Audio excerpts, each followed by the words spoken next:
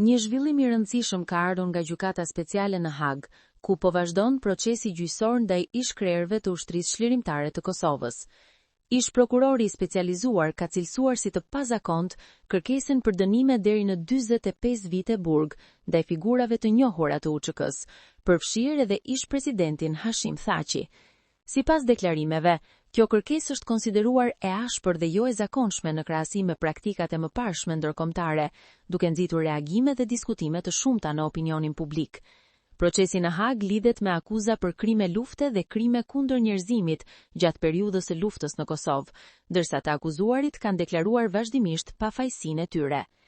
Në këtë kontekst, ish-prokurori ka theksuar se kërkesa për një dënim kaq të gjatë është një zhvillim që meriton vëmendje, duke e cilësuar si një rast që dallon nga standardet e zakonshme të ndjeqjes penale në raste të ngjashme.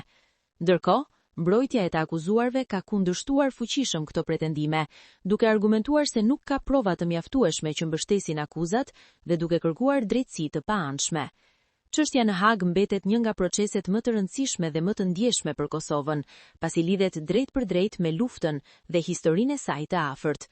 Ky proces ka tërhequr vëmendjen jo vetëm në Kosovë, por edhe në arenën ndërkombëtare, duke u ndjekur nga afër nga institucione, analistë dhe qytetarë.